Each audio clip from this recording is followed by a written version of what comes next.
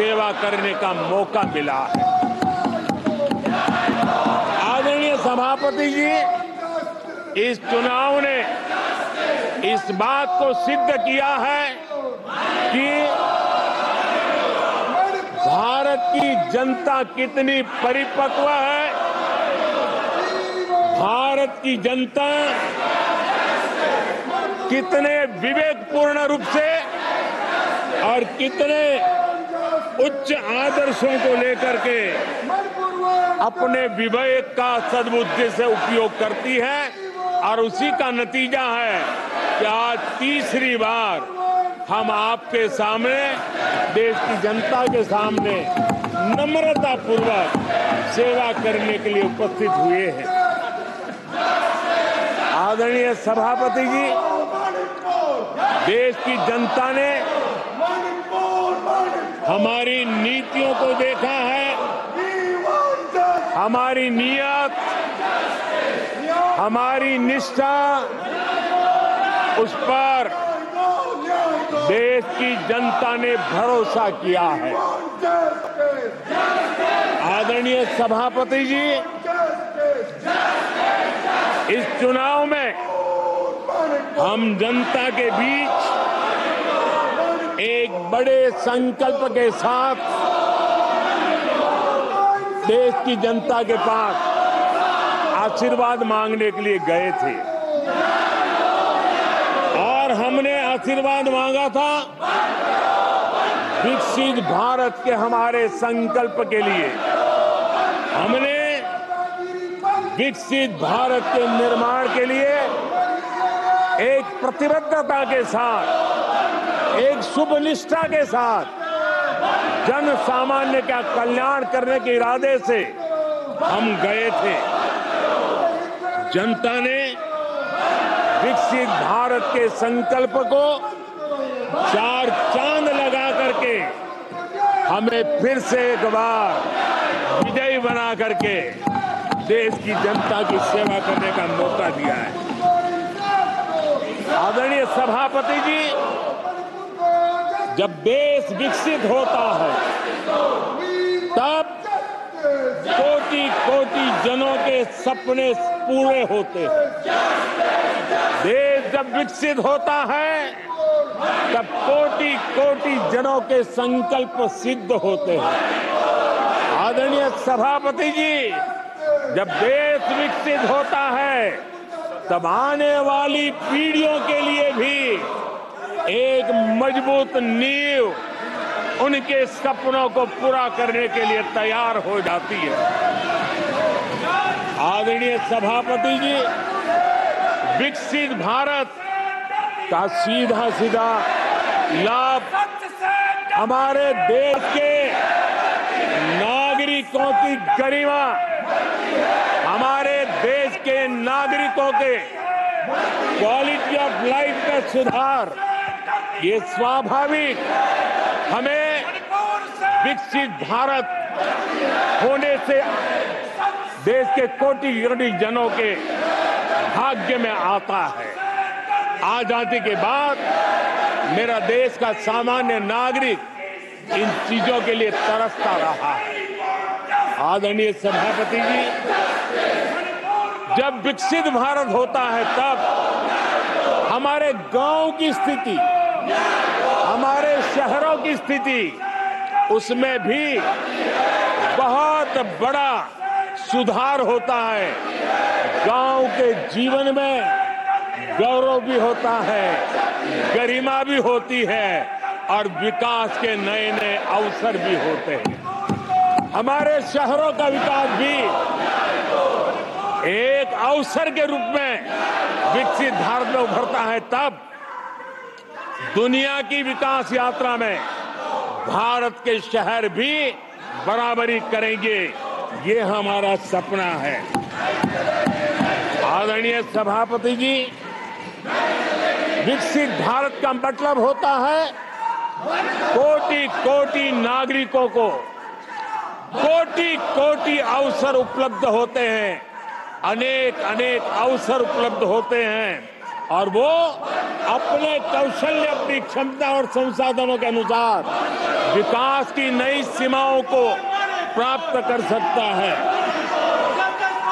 आदरणीय सभापति जी,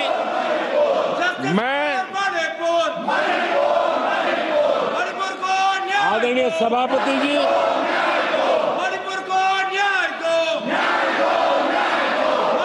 आदरणीय सभापति जी, मैं आज आपके माध्यम से देशवासियों को विश्वास दिलाता हूं, मैं देशवासियों को विश्वास दिलाता हूं कि विकसित भारत के जिस संकल्प को लेकर के हम चले हैं, उस संकल्प की पूर्ति के लिए हम भरसक प्रयास करेंगे, पूरी निष्ठा से करेंगे, पूरी ईमानदारी से करेंगे और हमारा समय का पल पल और हमारे शरीर का कण कण हम देशवासियों को विकसित भारत के सपने को पूरा करने के लगाएंगे। हमने देश की जनता को कहा था 24/7 फॉर 2047। आज मैं इस सदन में ही दोहराता हूं कि हम उस काम को अवश्य पूरा करेंगे। आदरणीय सभापति जी, 2014 के उन दिनों को याद कीजिए। उन 2014 के उन दिनों को याद करेंगे तो हमारे ध्यान में आएगा कि हमारे देश के लोगों ने उनका आत्मविश्वास खो चुका था। देश निराशा की गर्त में डूब चुका था। ऐसे समय 2014 के पहले देश ने जो सबसे बड़ा नुकसान भुगता था, जो सबसे बड़ी अमानत खोई थी, वो था देशवासियों का आत्मविश्वास। और जब विश्वास और आत्मविश्वास खो जाता है, तब उस व्यक्ति को, उस समाज को, देश को खड़ा होना मुश्किल हो जाता है। और उस समय सामान्य मानवी के मुंह से यही निकलता था कि वो इस देश का कुछ हो नहीं सकता।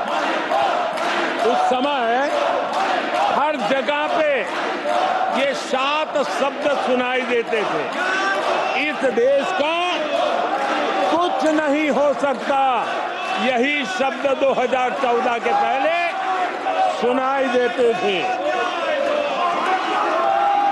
भारतीयों की हताशा के इन 7 शब्द एक प्रकार से पहचान बन गए थे। उस समय आए दिन अखबार खोलते थे तो घोटालों की खबरें ही पढ़ने को मिलती थी और सैकड़ों करोड़ के घोटाले, रोज नए घोटाले, घोटालों से स्पर्धा, ये घोटालेबाज लोगों के घोटाले, इसी का एक कालखंड था।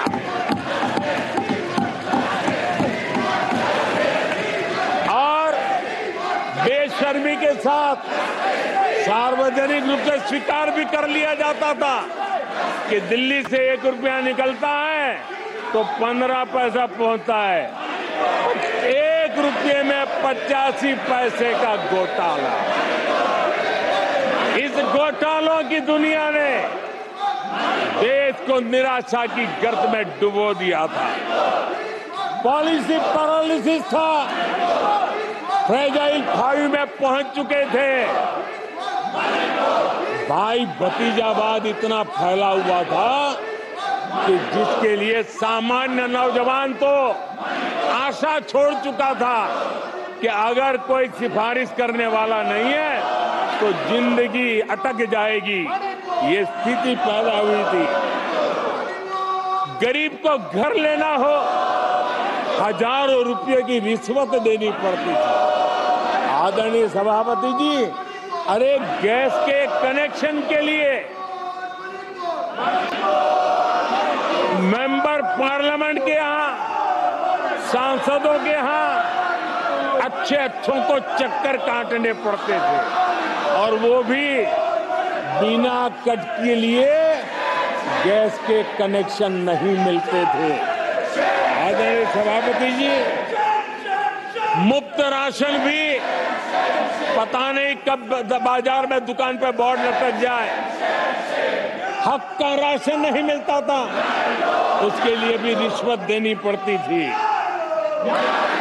और हमारे ज्यादातर भारतीय भाई बहन इतने निराश हो चुके थे कि वो अपने भाग्य को दोष दे करके, अपने नसीब को दोष दे करके जिंदगी काटने के लिए मजबूर हो जाते थे। आदरणीय सभापति जी, वो एक वक्त था 2014 के पहले, जब वो 7 शब्द हिंदुस्तान के जनमन में स्थिर हो चुके थे। निराशा की गर्त में डूबा हुआ समाज था। तब देश की जनता ने हमें सेवा करने के लिए चुना और वो पल देश के परिवर्तित युग का प्रारंभ हो चुका था। और 10 साल में मैं कहूंगा मेरी सरकार की अनेक सफलताएं हैं, अनेक सिद्धियां हैं, लेकिन एक सिद्धि जिसने हर सिद्धियों में भी जोर भर दिया, ताकत भर दी, वो थी देश निराशा की गर्त में से निकल करके आशा और विश्वास के साथ खड़ा हो गया। देश में आत्मविश्वास बुलंदी पर पहुंचा और उसके कारण वो सब वक्त का जो शब्द थे देश की युवा पीढ़ी की डिक्शनरी से निकलने लगे। धीरे धीरे देश के मन में स्थिर हो गया। जो 2014 से पहले कहते थे कुछ नहीं हो सकता, वो कहने लगे कब इस देश में सब कुछ हो सकता है, इस देश में सब कुछ संभव है। ये विश्वास जताने का काम किया हमने। जब हमने सबसे पहले तेज 5G रोल आउट हमने दिखाया, आज देश कहने लगा तीव्र गति से 5G का रोल आउट होना, देश गौरव से कहने लगा भारत कुछ भी कर सकता है। आदरणीय सभापति जी, वो एक जमाना था जब कोयले घोटाले में बड़ों के हाथ काले हो चुके थे। आज कोयले का सर्वाधिक उत्पाद, सर्वाधिक प्रोडक्शन, आज कोल प्रोडक्शन के विक्रम हुए हैं और इसी के कारण देश अब कहने लगा है अब भारत कुछ भी कर सकता है। आदरणीय सभापति जी, वो एक समय था 2014 के पहले जब फोन बैंकिंग करके बड़े बड़े बैंक घोटाले किए जा रहे थे। अपनी पर्सनल प्रॉपर्टी की तरह बैंक का खजाना लूट लिया गया था। आदरणीय सभापति जी, 2014 के बाद नीतियों में परिवर्तन, निर्णयों में गति, निष्ठा, प्रामाणिकता की, और उसी का परिणाम है दुनिया की अच्छी बैंकों में आज भारत की बैंकों का स्थान बन गया। आज भारत की बैंक सर्वाधिक मुनाफा करने वाली बैंक बन गई। और लोगों की सेवा करने की जगह। आदरणीय सभापति जी, 2014 के पहले वो भी एक वक्त था कि जब आतंकी आकर के जी चाहे वहां, जब चाहे वहां हमला कर सकते थे। 2014 के बाद स्थिति ये बनी कि जब वहां उस समय 14 के पहले निर्दोष लोग मारे जाते थे, हिंदुस्तान के कोने कोने को टारगेट किया जाता था और सरकारें चुपचाप बैठी रहती थी, मुंह तक खोलने को तैयार नहीं थी। आज 2014 के बाद का हिंदुस्तान घर में घुसकर मारता है, सर्जिकल स्ट्राइक करता है, एयर स्ट्राइक करता है और आतंकवाद के आकाओं को भी सबक सिखाने का सामर्थ्य दिखा दिया है।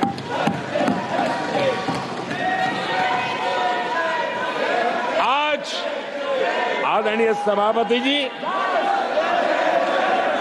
देश का एक एक नागरिक जानता है कि अपनी सुरक्षा के लिए भारत कुछ भी कर सकता है।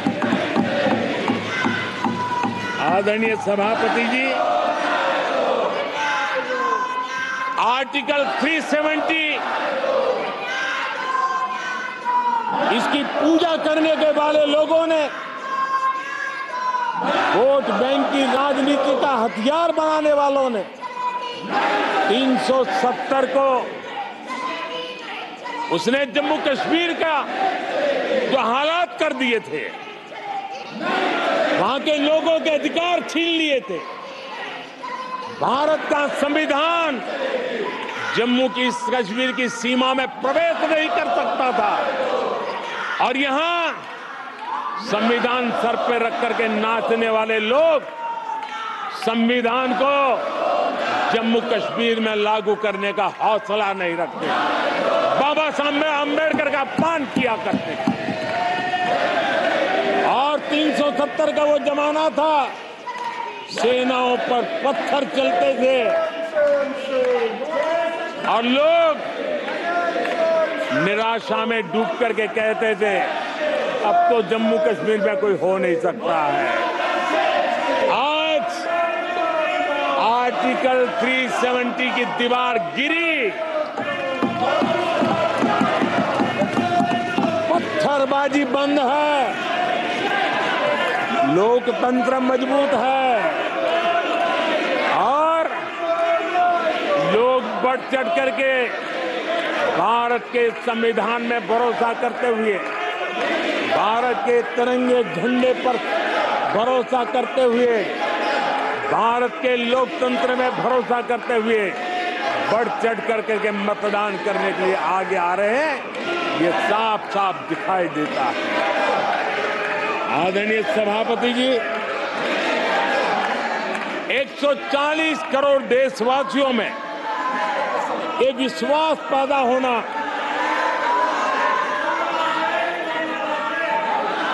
ये उम्मीद और जब विश्वास जगता है तो विकास का वो ड्राइविंग फोर्स बन जाता है। इस विश्वास ने विकास का ड्राइविंग फोर्स का काम किया है। आदरणीय सभापति जी, ये विश्वास विकसित भारत संकल्प से सिद्धि का विश्वास है। आदरणीय सभापति जी,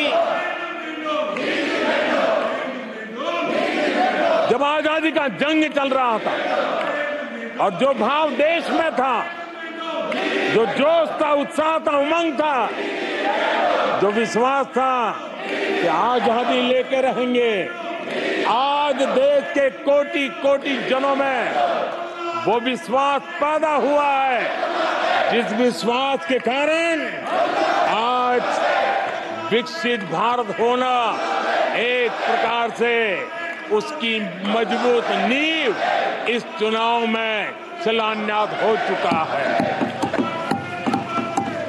जो ललक आजादी के आंदोलन में थी, वही ललक विकसित भारत के इस सपने को साकार करने में है।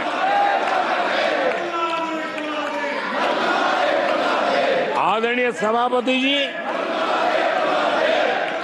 आज भारत के लक्ष्य बहुत विराट है और आज भारत को एक ऐसी स्थिति पर 10 साल में पहुंचा है कि हमें खुद से ही स्पर्धा करनी है, हमें ही अपने पुराने रिकॉर्ड तोड़ने हैं और नेक्स्ट लेवल पर हमें हमारी विकास की यात्रा को ले जाना है। 10 वर्षों में भारत विकास की जिस ऊंचाई पर पहुंचा है, वो हमारी प्रतिस्पर्धा का एक मार्ग बन चुका है, एक बेंचमार्क बन चुका है। पिछले 10 साल में हमने जो स्पीड पकड़ी है, अब हमारा मुकाबला उसी स्पीड को और ज्यादा स्पीड में ले जाने का है और मेरा विश्वास है देश की इच्छा को हम उसी गति से पूरा करेंगे। आदरणीय सभापति जी, हम हर सफलता को, हर सेक्टर को नेक्स्ट लेवल तक ले जाएंगे। आदरणीय सभापति जी, 10 सालों में भारत की इकोनॉमी को 10 साल के अल्पकाल में हम 10 नंबर से इकोनॉमी को 5 नंबर पे ले गए हैं। अब हम नेक्स्ट लेवल पर जाने के लिए जिस गति से निकले हैं, अब हम देश की इकोनॉमी को नंबर 3 पर ले जाएंगे। आदरणीय सभापति जी, 10 सालों में हमने भारत को मोबाइल फोन का बड़ा मैन्युफैक्चरर बना दिया, भारत को मोबाइल फोन का बड़ा एक्सपोर्टर बना दिया। अब यही काम इस हमारे टेन्योर में सेमीकंडक्टर और अन्य सेक्टर्स में हम करने जा रहे हैं। दुनिया के महत्वपूर्ण कामों में जो चिप्स काम में आएगी, वो चिप्स मेरे भारत की मिट्टी में तैयार हुई होगी, मेरे भारत के नौजवानों की बुद्धि का परिणाम होगा, मेरे भारत के नौजवानों के परिश्रम का परिणाम होगा। ये विश्वास हमारे बीच है। आदरणीय सभापति जी, हम आधुनिक भारत की तरफ भी जाएंगे, हम विकास की नई ऊंचाइयों को, लेकिन हमारी जड़ें जमीन से जुड़ी रहेगी, हमारे पैर देश के जन सामान्य की जिंदगी से जुड़े रहेंगे और हम 4 करोड़ गरीबों के घर बना चुके हैं। आने वाले इस टेन्योर में तेज गति से 3 करोड़ और घर बना करके इस देश में किसी को भी घर के बिना रहना ना पड़े, ये हम देखेंगे। आदरणीय सभापति जी, 10 साल में विमेन सेल्फ हेल्प ग्रुप में हमने देश की कोटि-कोटि बहनों को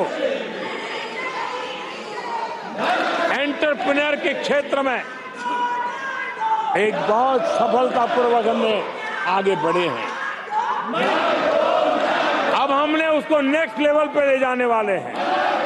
अब हमारे विमेन सेल्फ हेल्प ग्रुप में जो बहनें काम कर रही हैं, उनकी आर्थिक गतिविधि इतनी बढ़ाना चाहते हैं, उसका इतना विस्तार करना चाहते हैं कि हम बहुत कम समय में 3 करोड़ ऐसी बहनों को लखपति दीदी बनाने का संकल्प लेकर के चलने वाले। आदरणीय सभापति जी, मैंने पहले भी कहा है, आज मैं फिर से दोहराऊं, हमारी तीसरी टर्म में इसका मतलब है हम 3 गुना स्पीड से काम करेंगे। हमारी तीसरी टर्म का मतलब है हम 3 गुना शक्ति लगाएंगे। हमारी तीसरी टर्म का मतलब है हम देशवासियों को 3 गुना परिणाम ला करके देंगे।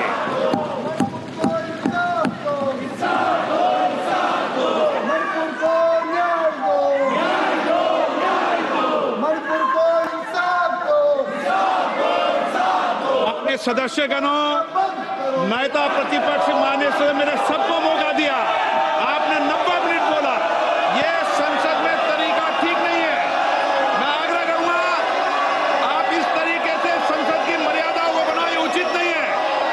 आप जाइए बेंच में से, बैठिए। आपको पर्याप्त समय, पर्याप्त अवसर दिया। आपको 90 मिनट बोलने दिया और समय पूरा दिया।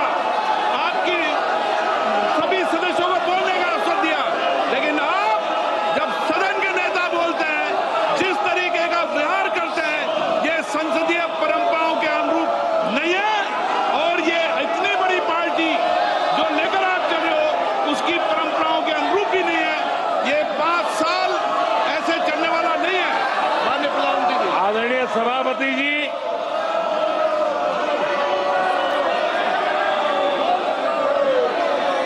आदरणीय सभापति जी, एनडीए का तीसरी बार सरकार में आना एक ऐतिहासिक घटना है। आजादी के बाद ये सौभाग्य दूसरी बार इस देश में आया है और 60 साल के बाद आया है। इसका मतलब ये सिद्धि पाना कितना कठोर परिश्रम के बाद होता है, कितना अभूतपूर्व विश्वास संपादन होने के बाद होता है। ऐसे ही ये राजनीति के खेल से नहीं होता है, जनता जनार्दन की सेवा से प्राप्त आशीर्वाद से होता है। आदरणीय सभापति जी, जनता ने हमें स्थिरता और निरंतरता, इसके लिए जनादेश दिया। लोकसभा चुनाव के साथ ही आदरणीय सभापति जी, लोगों की नजर से चीजें जरा ओझल हो गई। लोकसभा के चुनाव के साथ साथ हमारे देश में 4 राज्यों के बीच चुनाव हुए और आदरणीय सभापति जी, इन चारों ही राज्यों में एनडीए ने अभूतपूर्व सफलता प्राप्त की है। अभूतपूर्व सफलता प्राप्त, हमने शानदार विजय प्राप्त की है। महाप्रभु जगन्नाथ जी की धरती उड़ीसा ने हमें भरपूर आशीर्वाद दिया है।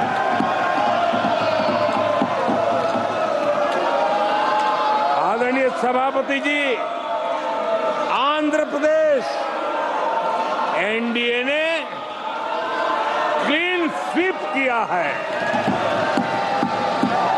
सूक्ष्मदर्शक यंत्र में भी ये नजर नहीं आते हैं। आदरणीय सभापति जी, अरुणाचल प्रदेश हम फिर एक बार सरकार बनाएंगे। सिक्किम में एनडीए ने फिर एक बार सरकार बनाई है। अभी 6 महीने पहले ही आदरणीय सभापति जी, आपका होम स्टेट राजस्थान, मध्य प्रदेश और छत्तीसगढ़ में हमने प्रचंड विजय पाया है। आदरणीय सभापति जी, हमें नए नए क्षेत्रों में जनता का प्यार मिल रहा है, जनता का आशीर्वाद मिल रहा है। आदरणीय सभापति जी, बीजेपी ने केरला में इस बार खाता खोला है और बड़े गर्व के साथ केरला से हमारे सांसद हमारे साथ बैठते हैं।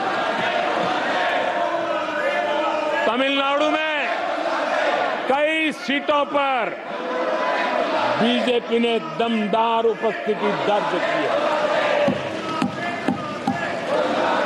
कर्नाटक, यूपी और राजस्थान में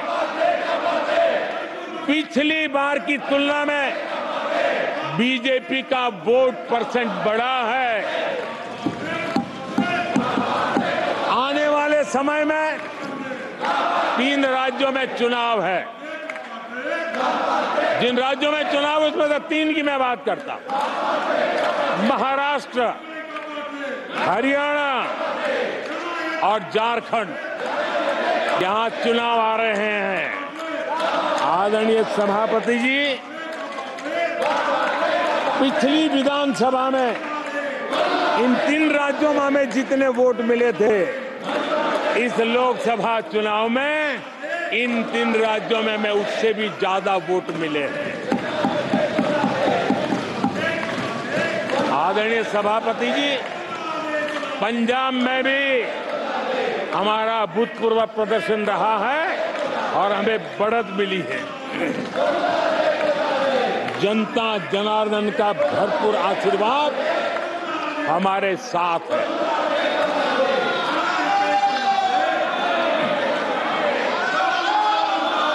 आदरणीय सभापति जी, 24 के चुनाव में कांग्रेस के लिए भी इस देश की जनता ने जनादेश दिया है और इस देश की जनादेश है कि आप वहीं बैठिए,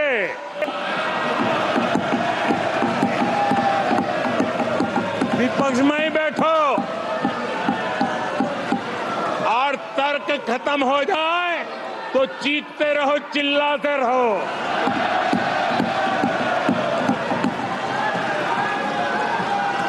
आदरणीय सभापति जी, कांग्रेस के इतिहास का ये पहला मौका है जब लगातार 3 बार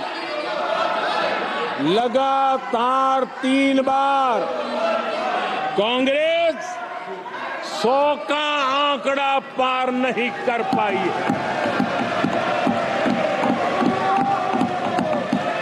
कांग्रेस के इतिहास में ये तीसरी सबसे बड़ी हार है, तीसरा सबसे खराब प्रदर्शन है। अच्छा होता कांग्रेस अपनी हार स्वीकार करती, जनता जनार्दन के आदेश को सर आंखों पर चढ़ाती, आत्ममंथन करती, लेकिन ये तो कुछ शीर्षासन करने में लगे हुए हैं।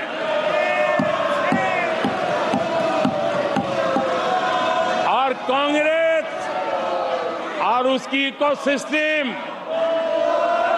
दिन रात बिजली जला करके हिंदुस्तान के नागरिकों के मन में ये प्रस्थापित करने की कोशिश कर रहे हैं कि उन्होंने हमें हरा दिया है। आदरणीय सभापति जी, ऐसा क्यों हो रहा है, मैं जरा अपने सामान्य जीवन के अनुभव से बताता हूं। कोई छोटा बच्चा साइकिल लेके निकला है और अगर वो बच्चा गिर जाता है,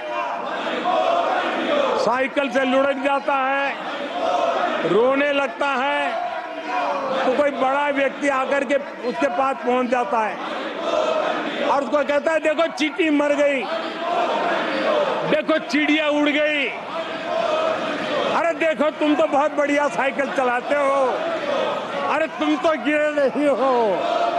ऐसा करके उसका जरा मन ठीक करने के लिए प्रयास करते हैं, उसका ध्यान भटका करके उस बच्चे का मन बहला देते हैं। तो आजकल बच्चे का मन बहलाने का काम चल रहा है।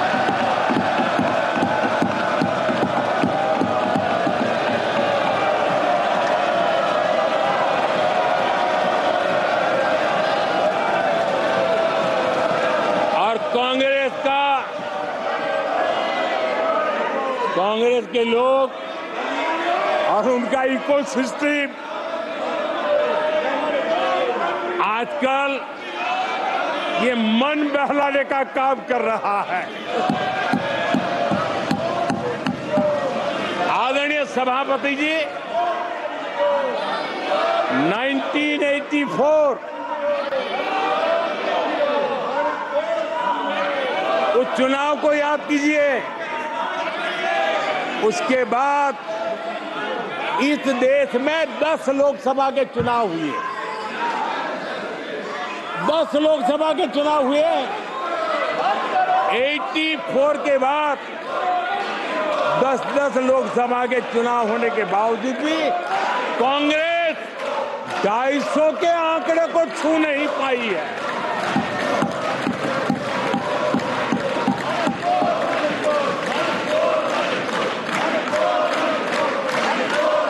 इस बार किसी तरह 99 के चक्कर में फंसे गए हैं।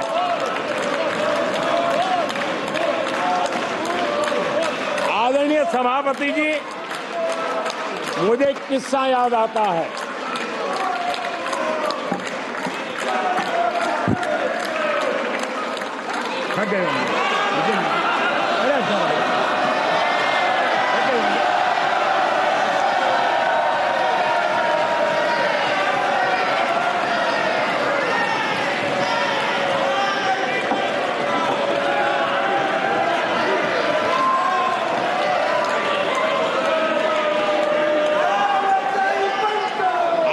सभापति जी,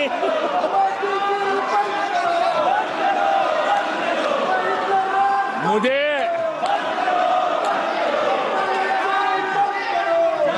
एक किस्सा याद आता है। आदरणीय सभापति जी, मुझे किस्सा याद आता है। 99 मार्क्स लेकर एक बालक घमंड में घूम रहा था और देश सबको दिखाता था, देखो कितने ज्यादा मार्क्स आए हैं। तो लोग भी जब 99 सुनते थे तो शाबाशी देते थे, बहुत उसको हौसला बुलंद करते थे। तो फिर उनके टीचर आए कि भैया किस बात की मिठाई बांट रहे हो, ये 100 में से 99 नहीं लाया, ये तो 543 में से लाया है।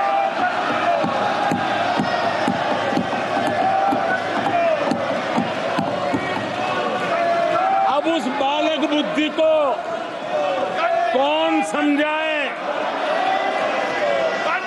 कि तुमने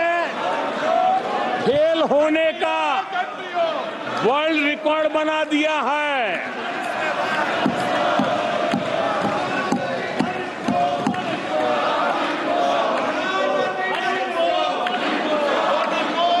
कांग्रेस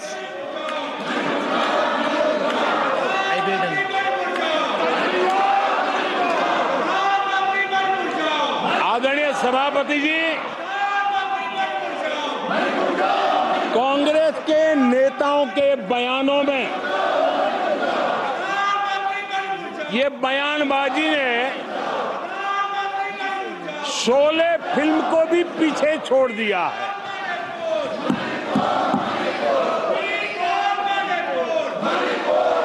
आप सबको शोले फिल्म की वो मौसी जी याद होगी।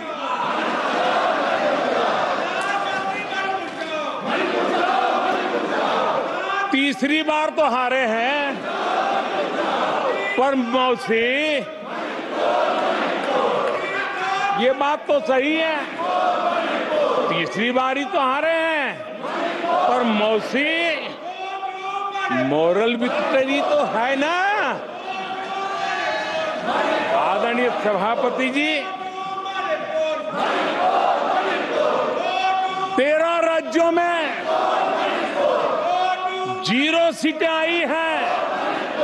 अरे मौसी, 13 राज्यों में 0 सीटें आई हैं, पर हीरो तो है ना।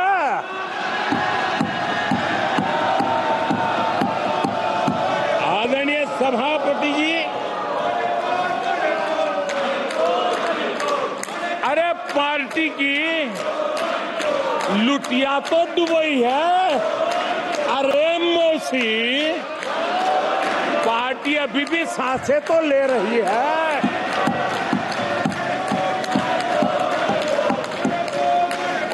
मैं कांग्रेस के लोगों को कहूंगा, जनादेश को फर्जी जीत के जश्न में मत दबाओ। जनादेश को फर्जी जीत के नशे में मत दबाओ, उस जश्न में मत दबाओ। ईमानदारी से देशवासियों के जनादेश को जरा समझने की कोशिश करो, उसे स्वीकार करो।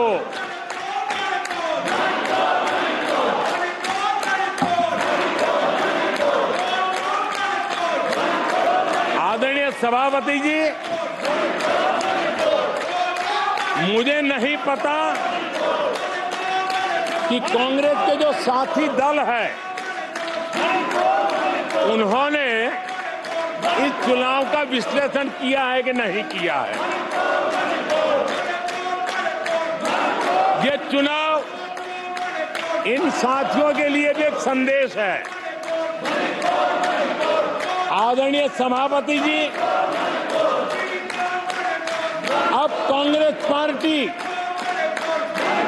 2024 से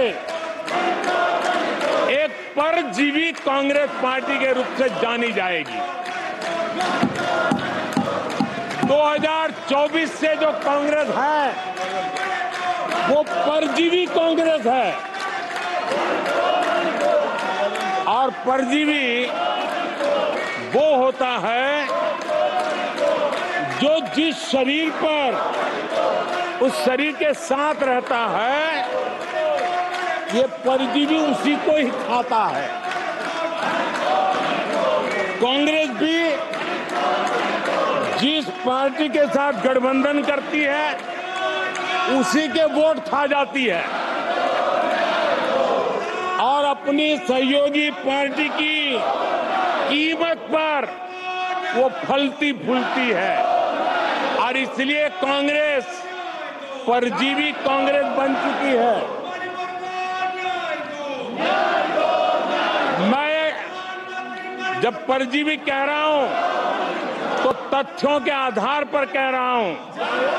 आदरणीय सभापति जी, मैं कुछ आंकड़े आपके माध्यम से सदन को और इस सदन के माध्यम से देश के सामने रखना चाहता हूं।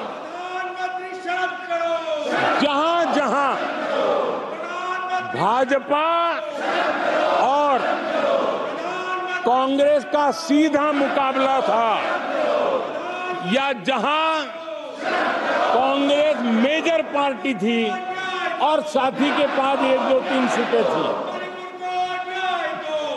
वहां कांग्रेस का स्ट्राइक रेट सिर्फ और सिर्फ 26% है, 26% है। लेकिन जहां किसी का पल्लू पकड़ करके चलते थे, जहां वो जूनियर पार्टनर थे, किसी दल ने उनको कुछ दे दिया मौका, ऐसे राज्यों में कांग्रेस जहां जूनियर पार्टनर थी, उनका स्ट्राइक रेट 50% है और कांग्रेस की 99 सीटों में से ज्यादातर सीटें उनके सहयोगियों ने उनको जिताया है। और इसलिए मैं कहता हूं ये परजीवी कांग्रेस है। 16 राज्यों में जहां कांग्रेस अकेले लड़ी, वहां उसका वोट शेयर इस चुनाव में गिर चुका है। आदरणीय सभापति जी, गुजरात, छत्तीसगढ़ और मध्य प्रदेश, इन 3 राज्यों में जहां कांग्रेस अपने दम पर लड़ी और 64 में से 64 में से सिर्फ 2 सीट जीत पाई है, 64 में से 2। इसका साफ मतलब है कि इस चुनाव में कांग्रेस पूरी तरह परजीवी बन चुकी और अपने सहयोगी दलों के कंधे पर उन्होंने चढ़ करके ये सीटों का आंकड़ा बढ़ाया है। अगर कांग्रेस ने अपने सहयोगियों के जो वोट खाए हैं, वो अगर न खाए होते तो लोकसभा में उनके लिए इतनी सीटें जीत पाना भी बहुत मुश्किल था।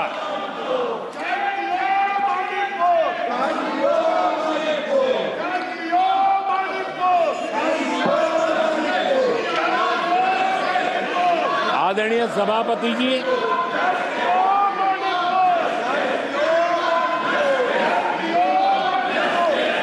ऐसे समय एक अवसर आया, देश ने विकास के रास्ते को चुना है, देश ने विकसित भारत के सपने को साकार करने का मन बना लिया है। तब भारत को एकजुट होकर समृद्धि का नया सफर तय करना है। ऐसे समय ये देश का दुर्भाग्य है कि हिंदुस्तान में 6 दशक तक राज करने वाली कांग्रेस पार्टी अराजकता फैलाने में जुटी हुई है। ये दक्षिण में जाकर उत्तर के लोगों के खिलाफ बोलते हैं, ये उत्तर में जाकर के पश्चिम के खिलाफ जहर उगलते हैं, पश्चिम के लोगों के खिलाफ बोलते हैं, महापुरुषों के खिलाफ बोलते हैं। इन्होंने भाषा के आधार पर बांटने की हर कोशिश की है। जिन नेताओं ने देश के हिस्से को भारत से अलग करने की वकालत की थी, उनको संसद की टिकट देने तक का दुर्भाग्य हमें देखना पड़ा, जो कांग्रेस पार्टी ने पाप किया। कांग्रेस पार्टी खुलेआम एक जाति को दूसरी जाति के खिलाफ लड़ाने के लिए रोज नई नई नैरेटिव गढ़ रही है, नए तय अफवाहें फैला रही है। आदरणीय सभापति जी, देश के एक हिस्से के लोगों को हीन बताने की प्रवृत्ति का भी कांग्रेस के लोग बढ़ावा दे रहे हैं। आदरणीय सभापति जी, कांग्रेस देश में आर्थिक अराजकता फैलाने की दिशा में भी सोची समझी चाल चल रही है। चुनाव के दौरान जो बातें की गई राज्यों में, उनके राज्यों में जिस प्रकार से आर्थिक कदम ये उठा रहे हैं, ये वो रास्ता आर्थिक अराजकता की तरफ देश को घसीटने वाला है।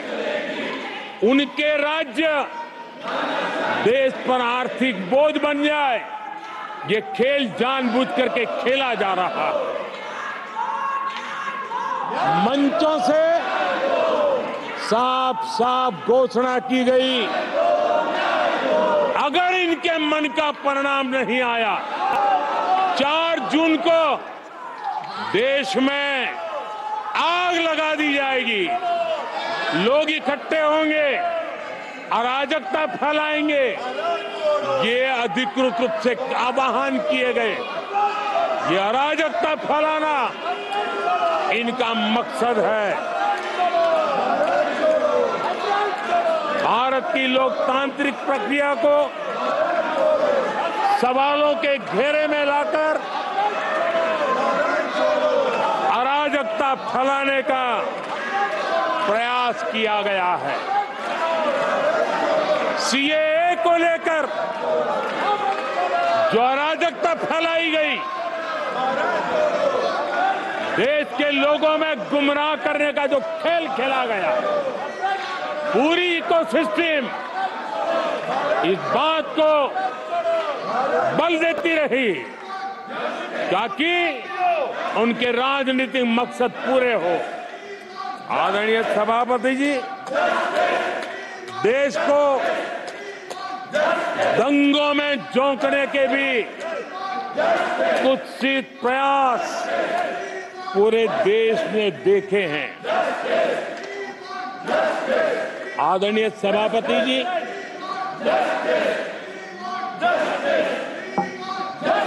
आजकल सिंपैथी गेन करने का एक नई ड्रामेबाजी शुरू की गई है, नया खेल खेला जा रहा है।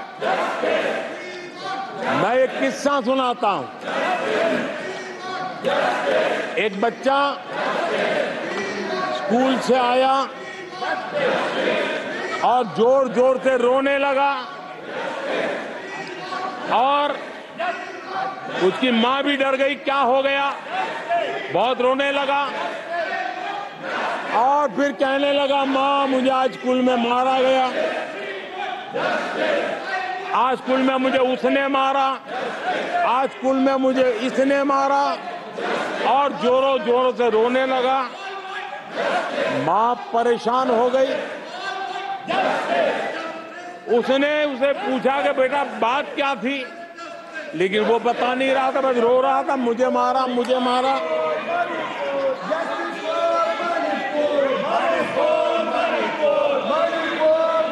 बच्चा ये नहीं बता रहा था कि आज स्कूल में उस बच्चे ने किसी बच्चे को मां की गाली दी थी। उसने ये नहीं बताया किसी बच्चे की किताबें उसने फाड़ दी थी। उसने ये नहीं बताया कि उसने टीचर को चोर कहा था। उसने ये नहीं बताया कि किसी का टिफिन चुरा करके खा गया था। हमने कल सदन में यही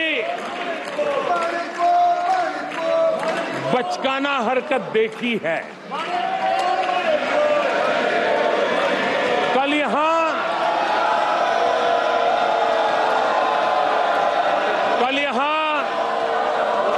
बालक बुद्धि का विलाप चल रहा था। मुझे मारा गया, मुझे इसने मारा, मुझे उसने मारा, मुझे यहां मारा, मुझे वहां मारा, ये चल रहा था। आदरणीय सभापति जी, सिंपैथी हासिल करने के लिए ये नया ड्रामा चलाया गया है। लेकिन देश ये सच्चाई जानते हैं कि ये हजारों करोड़ रुपए उसकी हेराफेरी के मामले में जमानत पर बाहर है।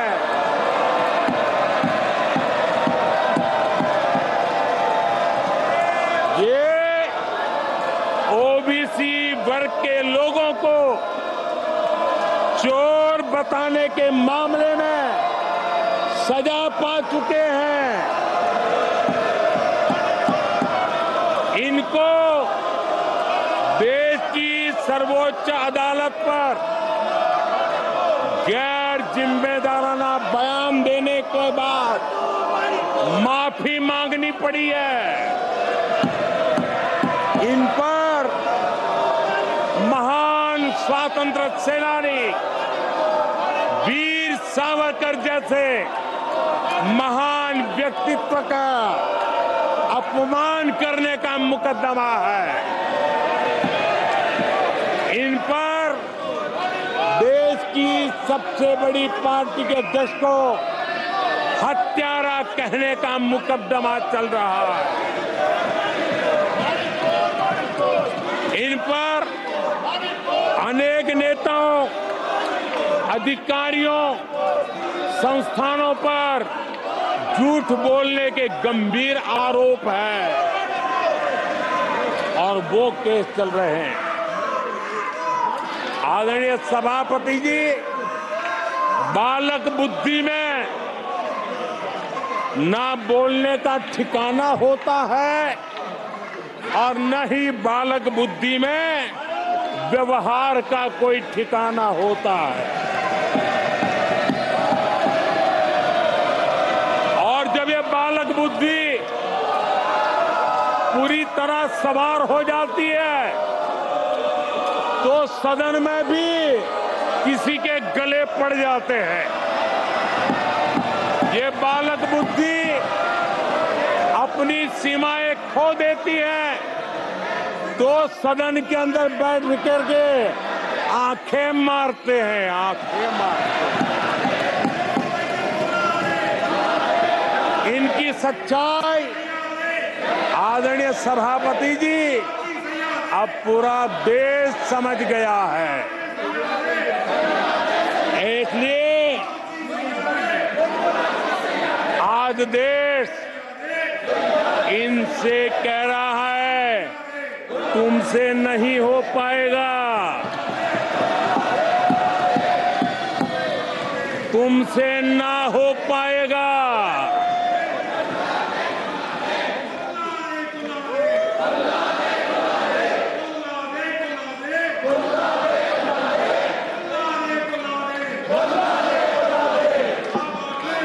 बैठिए माननीय सदस्य। ये तरीका आदरणीय अध्यक्ष जी, तुलसीदास जी कह गए हैं, अखिलेश जी तुलसीदास जी कह गए हैं, जूठई लेना, जूठई देना, जूठई भोजन, जूठई चबेना। तुलसीदास जी ने कहा है, जूठई लेना, जूठई देना, जूठई भोजन, जूठई चबेना। कांग्रेस ने झूठ को राजनीति का हथियार बनाया।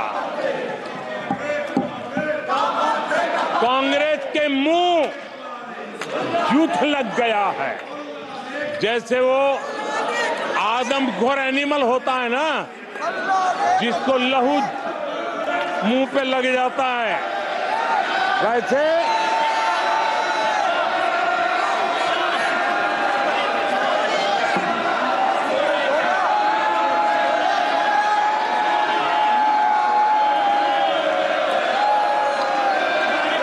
आदरणीय सभापति जी, कांग्रेस के मुंह झूठ का खून लग गया है। देश ने कल 1 जुलाई को खटाखट दिवस भी मनाया है।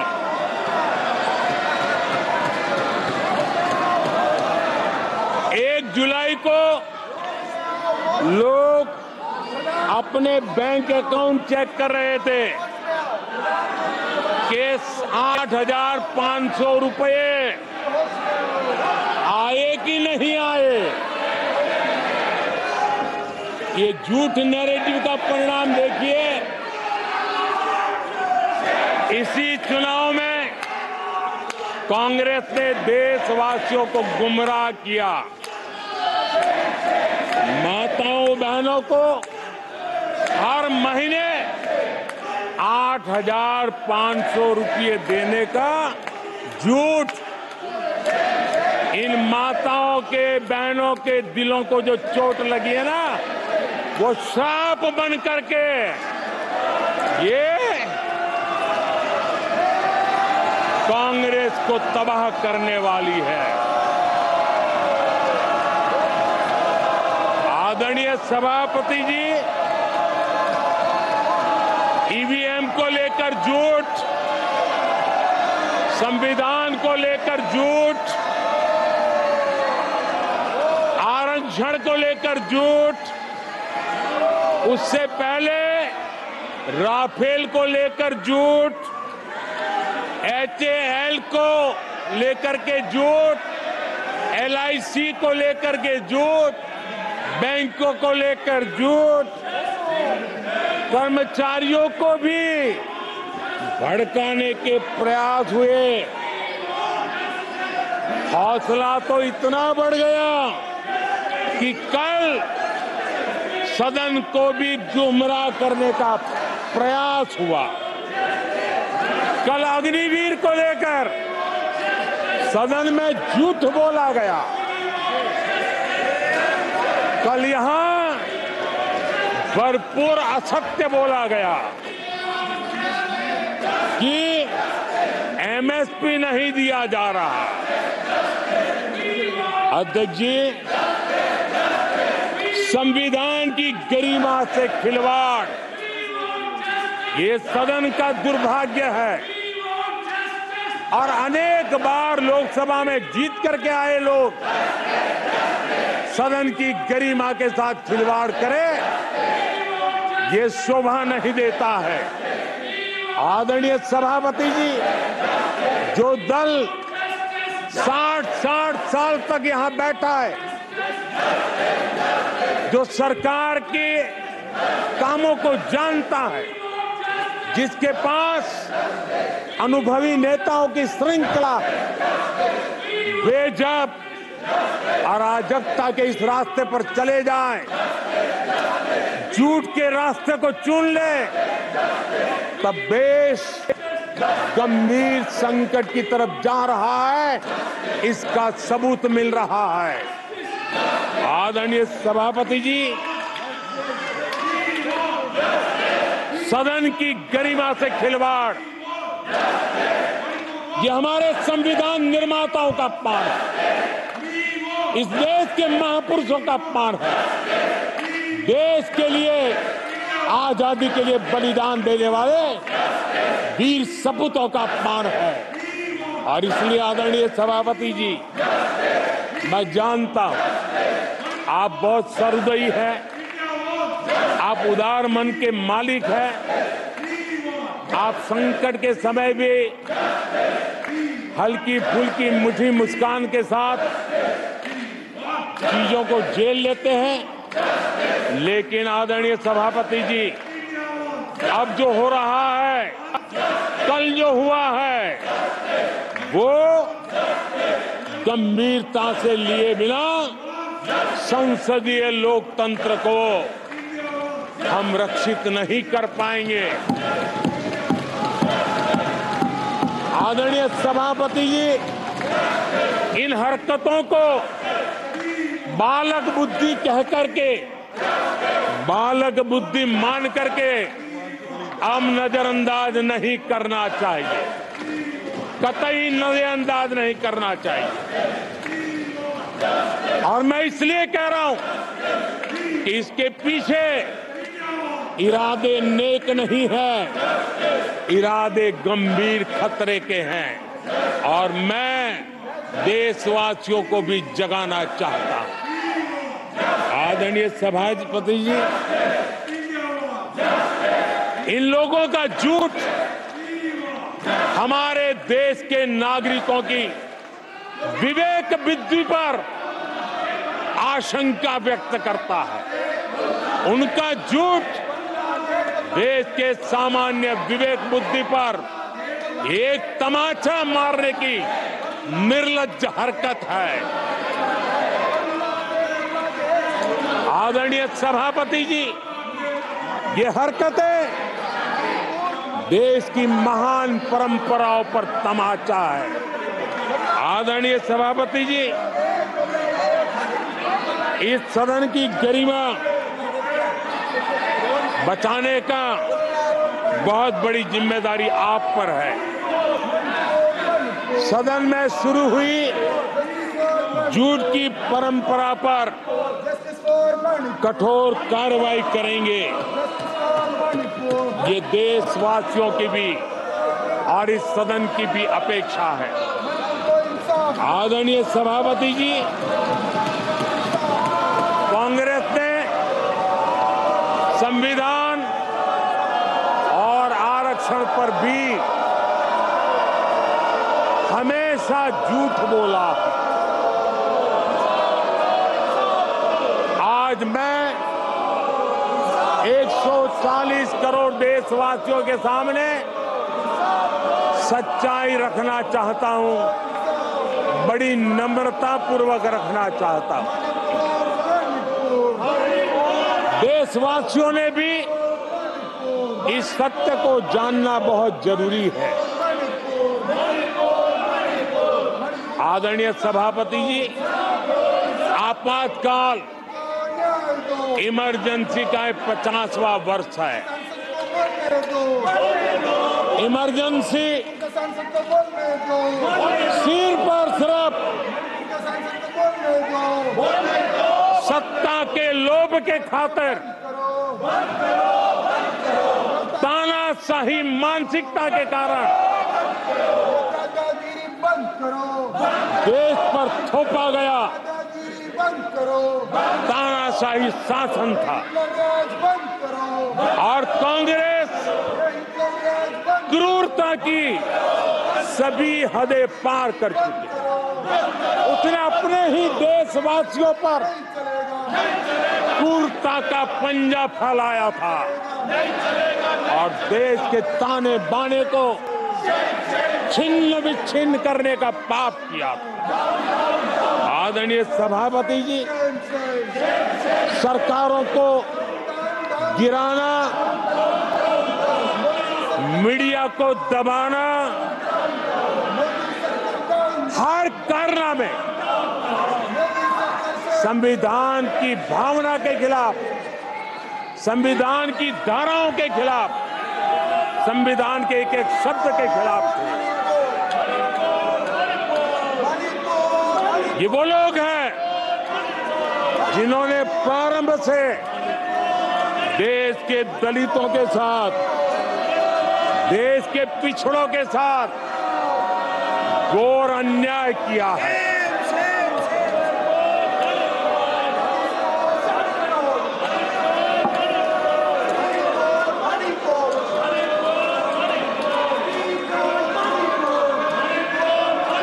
आदरणीय सभापति जी, और इसी कारण से बाबा साहब आम्बेडकर ने कांग्रेस की दलित विरोधी, पिछड़े विरोधी मानसिकता के कारण नेहरू जी की कैबिनेट से इस्तीफा दिया था। उन्होंने पर्दाफाश किया था कि कैसे नेहरू जी ने दलितों, पिछड़ों के साथ अन्याय किया, और बाबा साहब आम्बेडकर ने कैबिनेट से इस्तीफा देते समय जो कारण बताए थे, वो कारण इनके चरित्र को दर्शाते हैं।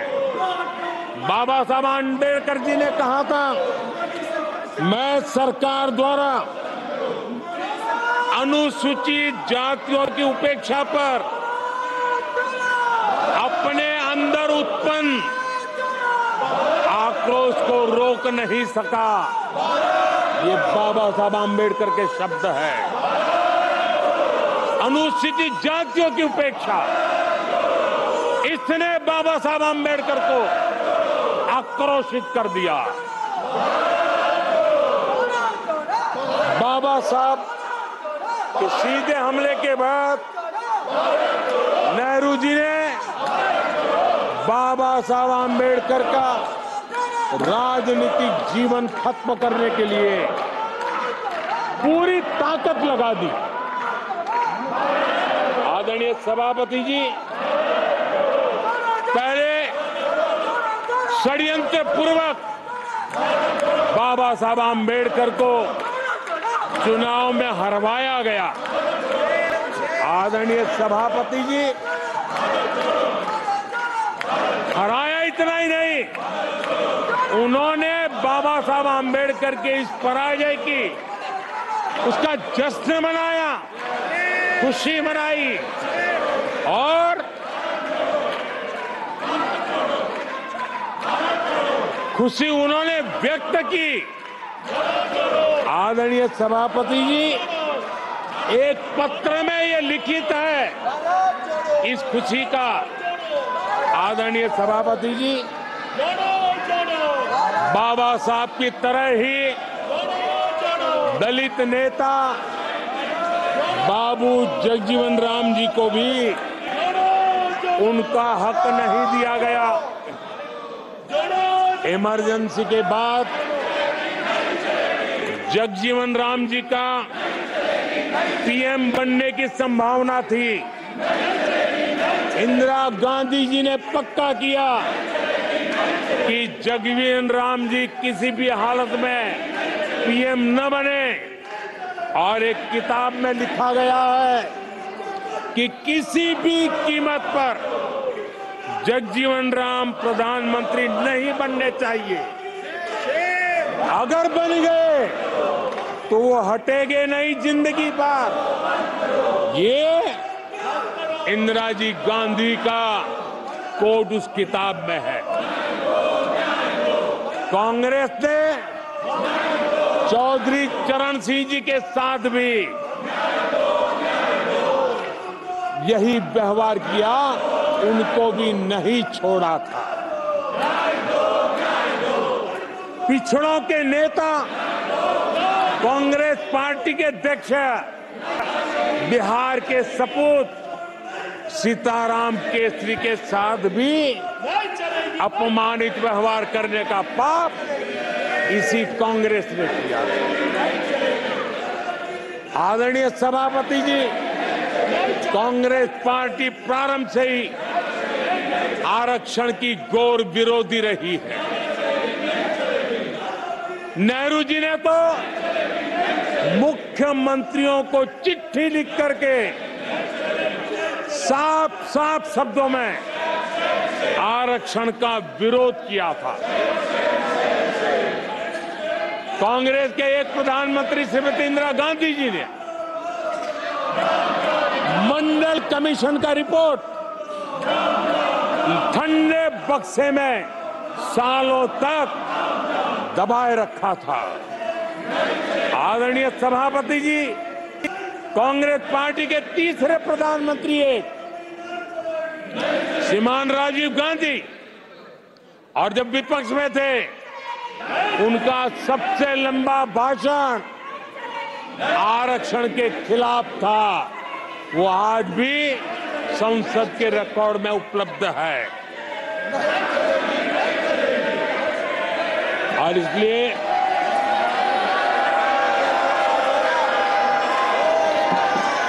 आदरणीय सभापति जी, मैं आज एक गंभीर विषय पर आपका और देशवासियों का ध्यान आकर्षित करना चाहता हूं। कल जो हुआ, इस देश के कोटि कोटि देशवासी आने वाली सदियों तक माफ नहीं करेंगे। आदरणीय सभापति जी, 131 साल पहले, 131 ईयर पहले स्वामी विवेकानंद जी ने शिकागो में कहा था, मुझे गर्व है कि मैं उस धर्म से आता हूं जिसने पूरी दुनिया को सहिष्णुता और वैश्विक स्वीकृति सिखाई है। 131 साल पहले हिंदू धर्म के लिए विवेकानंद जी ने अमेरिका के शिकागो में दुनिया के दिग्गजों के सामने कहा था। आदरणीय सभापति जी, हिंदू सहनशील है, हिंदू अपनत्व को लेकर के जीने वाला समूह है। इसी कारण भारत का लोकतंत्र, भारत की इतनी विविधताएं, उसका वैविध्य की विराटता आज उसी के कारण पनपी है और पनप रही है। आदरणीय सभापति जी, गंभीर बात है कि आज हिंदुओं पर झूठा आरोप लगाने की साजिश हो रही है, गंभीर षड्यंत्र हो रहा है।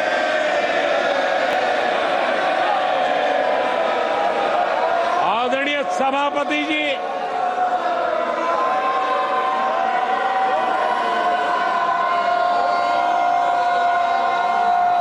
आदरणीय सभापति जी,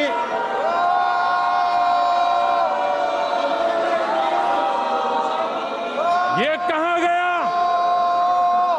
हिंदू हिंसक होते हैं? ये है आपके संस्कार, ये है आपका चरित्र, ये है आपकी सोच, ये है आपकी नफरत इस देश के हिंदुओं के साथ ये करने में। आदरणीय सभापति जी, ये देश शताब्दियों तक इसे भूलने वाला नहीं है।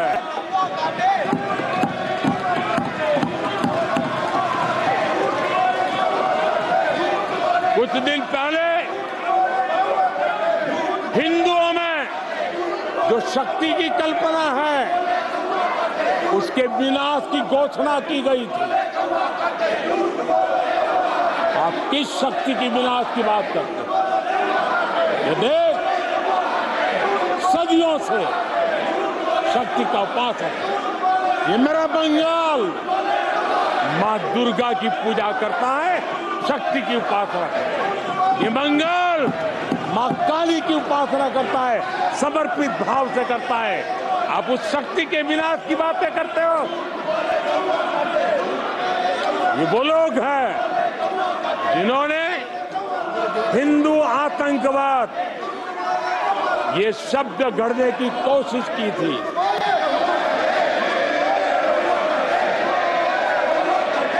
इनके साथी हिंदू धर्म को उसकी तुलना डेंगू, मलेरिया ऐसे शब्दों से करें और ये लोग तालियां बजाएं, ये देश कभी माफ नहीं करेगा। आदरणीय सभापति जी, एक सोची समझी रणनीति के तहत इनका पूरा इकोसिस्टम, हिंदू परंपरा, हिंदू समाज, इस देश की संस्कृति, देश की विरासत, इसको नीचा दिखाना, उसे गाली देना, उसे अपमानित करना, हिंदुओं का मजाक उड़ाना, इसे फैशन बना दिया है और उसको संरक्षण देने का काम अपने राजनीतिक स्वार्थ के लिए ऐसे तत्व कर रहे हैं। आदरणीय सभापति जी,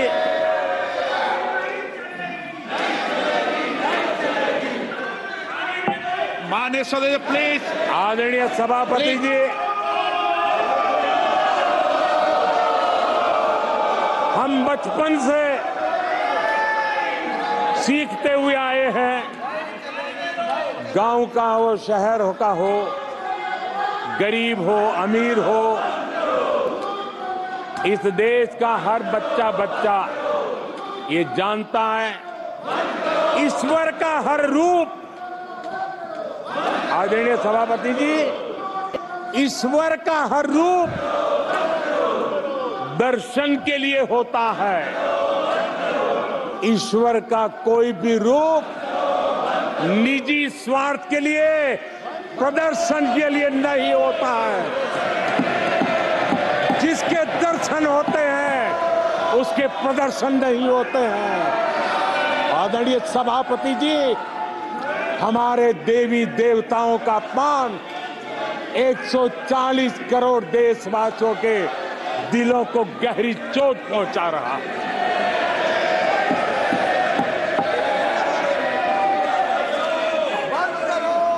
निजी राजनीतिक स्वार्थ के लिए ईश्वर के रूपों का इस प्रकार से खेल, आदरणीय सभापति जी, ये देश कैसे माफ कर सकता है? आदरणीय सभापति जी, सदन के कल के दृश्यों को देख करके अब हिंदू समाज को भी सोचना होगा, क्या ये अपमानजनक बयान संयोग है या कोई प्रयोग की तैयारी है? ये हिंदू समाज को सोचना पड़ेगा। आदरणीय सभापति जी, हमारी सेनाएं देश का अभिमान है। सारे देश को उनके साहस और हमारी सेना की वीरता पर गर्व है। और आज सारा देश देख रहा है हमारी सेनाएं हमारा डिफेंस सेक्टर आजादी के बाद इतने सालों में जितना नहीं हुआ, इतने रिफॉर्म हो रहे हैं। हमारी सेना को आधुनिक बनाया जा रहा है। हर चुनौती को हमारी सेना मुंह तोड़ जवाब दे सके, इसलिए युद्ध के सामर्थ्य वाली सेना बनाने के लिए हम भरपूर प्रयास कर रहे हैं, रिफॉर्म कर रहे हैं, कदम उठा रहे हैं, देश की सुरक्षा का मकसद लेकर के। बीते कुछ सालों में बहुत सारी चीजें बदली है। सीडीएस का पद बनने के बाद इंटीग्रेशन और सशक्त हुआ है। आदरणीय सभापति जी, हमारी सशस्त्र सेनाओं के बीच उनके सहयोग से जो लंबे समय से युद्ध शास्त्र के निष्णातों का मत था कि भारत में थिएटर कमांड जरूरी है, आज मैं संतोष के साथ कह सकता हूं कि सीडीएस व्यवस्था बनने के बाद देश में सुरक्षा के लिए जरूरी थिएटर कमांड की दिशा में प्रगति हो रही है। आदरणीय सभापति जी, आत्मनिर्भर भारत, उसमें हमारी सेना को आत्मनिर्भर बनाना, उसकी भी बहुत बड़ी महत्वपूर्ण भूमिका निभाई जा रही है। हमारी देश की सेना युवा होनी चाहिए। सेना दुश्मनों के दांत खट्टे करने के लिए होती है। हमें हमारे युवाओं पर भरोसा होना चाहिए। सेना में युवाओं की ताकत बढ़ानी चाहिए और इसलिए हम लगातार युद्ध योग्य सेना बनाने के लिए रिफॉर्म कर रहे हैं। समय पर रिफॉर्म न करने के कारण हमारी सेना का बहुत नुकसान हुआ है, लेकिन ये सार्वजनिक बातें कहने योग्य नहीं होने के कारण मैं मेरे मुंह को ताला लगा करके बैठा हूं। आदरणीय सभापति जी, देश की सुरक्षा एक गंभीर मसला होता है। आदरणीय सभापति जी, ऐसे रिफॉर्म्स का उद्देश्य किसी भी परिस्थिति में, अब युद्ध के रूप बदल रहे हैं, संसाधन बदल रहे हैं, शस्त्र बदल रहे हैं, टेक्निक बदल रही है, ऐसे में हमें हमारी सेनाओं को उसी चुनौतियों के अनुरूप तैयार करना, ये बहुत बड़ी जिम्मेवारी होती है, जिसको निभाने के लिए गालियां खा करके भी, झूठे आरोप सह करके भी, मुंह पर ताला लगा करके हम काम कर रहे हैं। ऐसे समय देश की सेना को आधुनिक बनाना, सशक्त बनाने के ऐसे समय कांग्रेस क्या कर रही है? ये झूठ फैला रहे हैं। डिफेंस रिफॉर्म के प्रयासों को कमजोर करने का षड्यंत्र कर रहे हैं। आदरणीय सभापति जी, दरअसल कांग्रेस के लोग कभी भी भारतीय सेनाओं को ताकतवर होते नहीं देख सकते। आदरणीय सभापति जी, कौन नहीं जानता कि नेहरू जी के समय देश की सेनाएं कितनी कमजोर होती थी। हमारी सेनाओं में कांग्रेस ने जो लाखों करोड़ों के घोटाले किए, वही तरीका था जिसने देश की सेना को कमजोर किया है। ये देश की सेनाओं को कमजोर किया।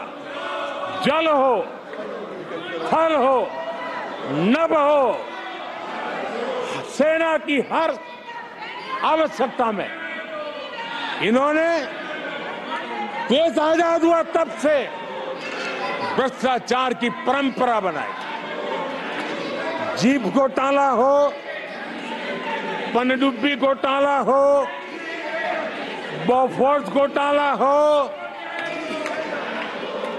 इन सारे घोटालों ने देश की सेना की ताकत को बढ़ने से रोका है।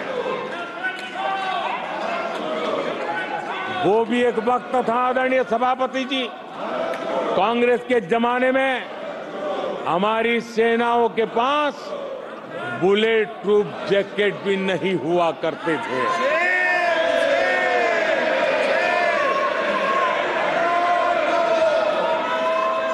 सत्ता में रहते हुए देश की सेना को तो बर्बाद किया ही किया, उसको कमजोर किया ही किया, लेकिन ये कारनामे विपक्ष में जाने के बाद भी चलते रहे।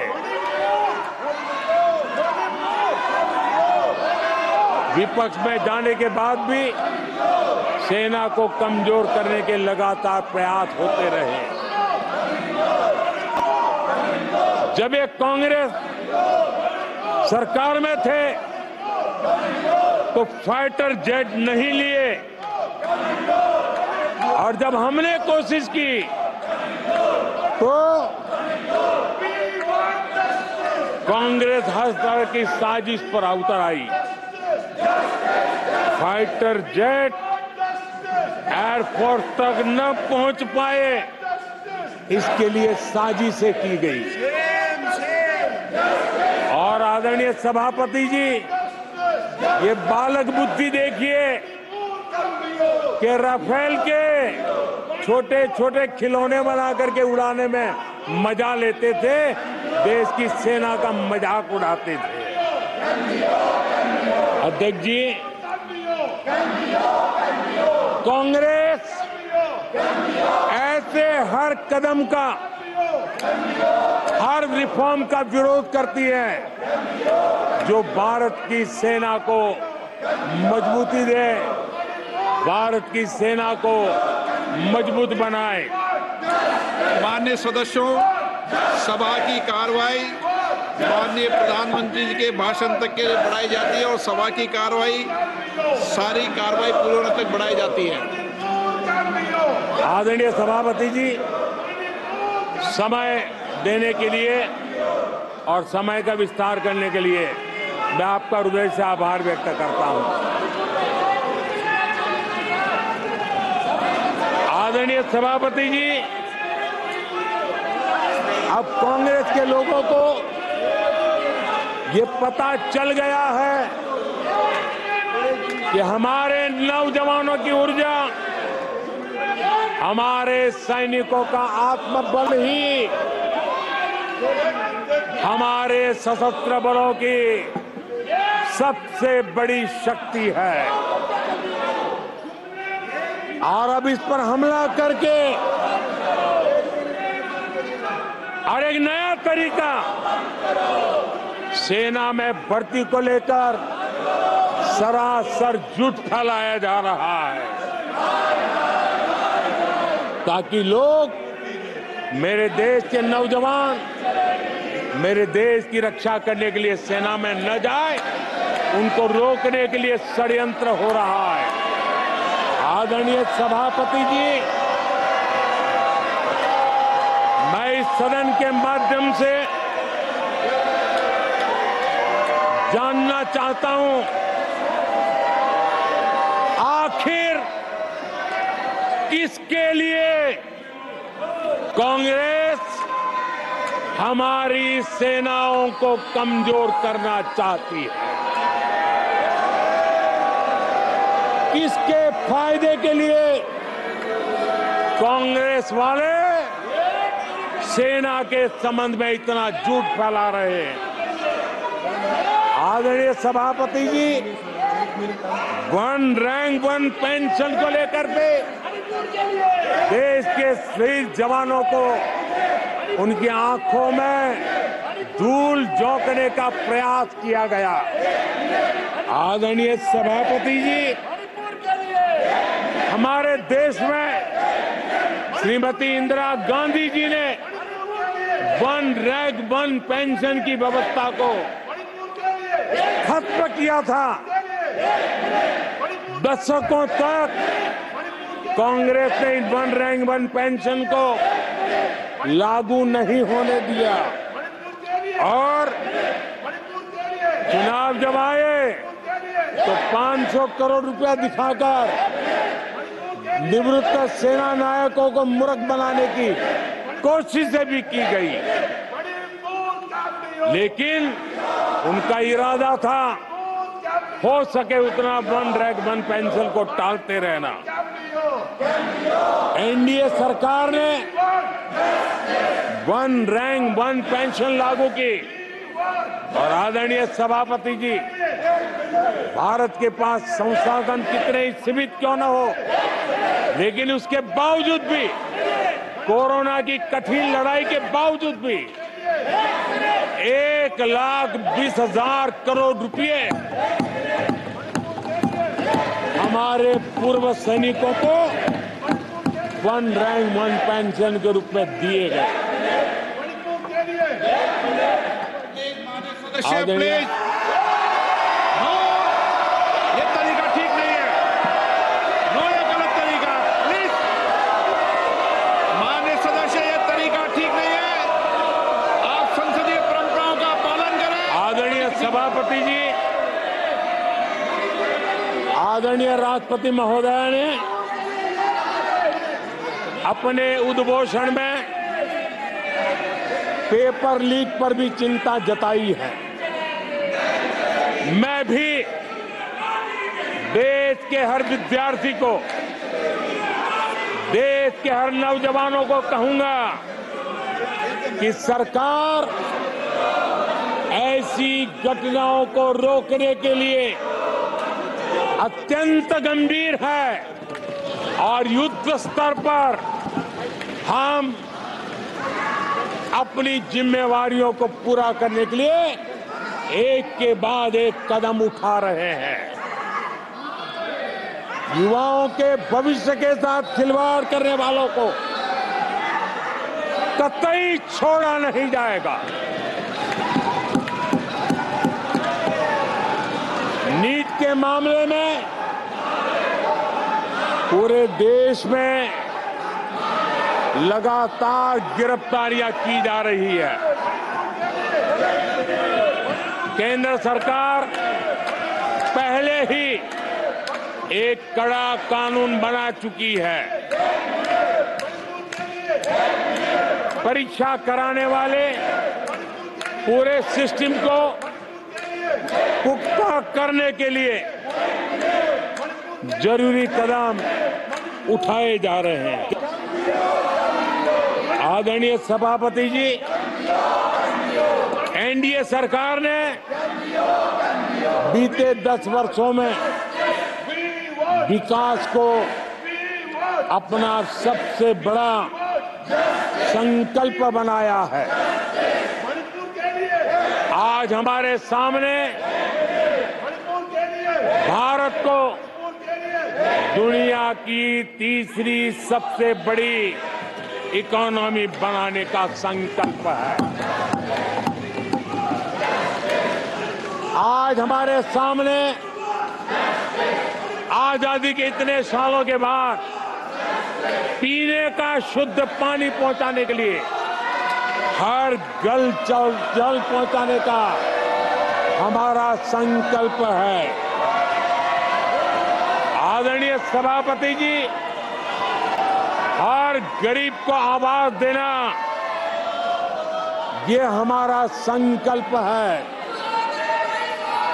आदरणीय सभापति जी, भारत की विश्व में जैसे जैसे ताकत उभर रही है, हमारी सेनाओं को भी आत्मनिर्भर बनाने का हमारा दृढ़ संकल्प है। आदरणीय सभापति जी, ये युग हरित युग है, ये युग ग्रीन एरा है और इसलिए दुनिया जो ग्लोबल वार्मिंग से लड़ाई लड़ रही है उसको एक बहुत बड़ी ताकत देने का काम भारत ने बीड़ा उठाया है। हमने रिन्यूएबल एनर्जी का भारत पावर हाउस बने उस दिशा में एक के बाद एक कदम उठाए हैं और उसको अचीव करने का हमारा संकल्प है। आदरणीय सभापति जी, भविष्य ग्रीन हाइड्रोजन से जुड़ा है, ई व्हीकल से जुड़ा हुआ है। भारत को ग्रीन हाइड्रोजन का हब बनाने के लिए भी हम पूरी तरह संकल्पबद्ध है। आदरणीय सभापति जी, 21वीं सदी आज भारत 21वीं सदी को भारत की सदी बनाने के लिए जिन संकल्पों को लेकर के हम चले हैं उसमें इंफ्रास्ट्रक्चर की भी बहुत बड़ी भूमिका है। हमें आधुनिक इंफ्रास्ट्रक्चर बना रहा है, हमें विश्व के सारे बेंचमार्क की बराबरी पे जाना है। आदरणीय सभापति जी, जितना निवेश भारत में इंफ्रास्ट्रक्चर के लिए हुआ है वो इतना पहले कभी नहीं हुआ है और जिसका लाभ आज देशवासी देख रहे हैं। देश में बहुत बड़े पैमाने पर रोजगार और स्वरोजगार के अवसर बन रहे हैं। उसको विस्तार हो, उसको एक नए रूप रंग मिले, आधुनिक भारत की आवश्यकताओं के अनुसार स्किल डेवलपमेंट हो और उसके आधार पर इंडस्ट्री 4.0 में भी भारत लीडर के रूप में उभरे और हमारे नौजवानों का भविष्य भी संवरे। उस दिशा में हम काम कर रहे हैं। आदरणीय सभापति जी, एक स्टडी है कि पिछले 18 साल में, ये स्टडी बड़ा महत्वपूर्ण है, यह अध्ययन कहता है कि पिछले 18 साल में प्राइवेट सेक्टर में जॉब क्रिएशन में आज सबसे बड़ा रिकॉर्ड बना है। 18 साल में सबसे बड़ा रिकॉर्ड बना है। आदरणीय सभापति जी, आज भारत डिजिटल पेमेंट सिस्टम पूरी दुनिया में एक उदाहरण बना है। विश्व के लोग, मैं G20 समूह में जब भी गया, भारत की डिजिटल इंडिया मूवमेंट को लेकर के, डिजिटल पेमेंट को लेकर के विश्व के समृद्ध देशों को भी अचरज होता है और बड़ी जिज्ञासा के साथ हमें सवाल पूछते हैं। ये भारत की सफलता की बहुत बड़ी कहानी है। माननीय सदस्य प्लीज, ये तरीका ठीक नहीं है। नो। आदरणीय सभापति जी, जैसे जैसे भारत आगे बढ़ रहा है, स्वाभाविक है प्रतिस्पर्धा भी बढ़ रही है और चुनौतियां भी बढ़ रही है।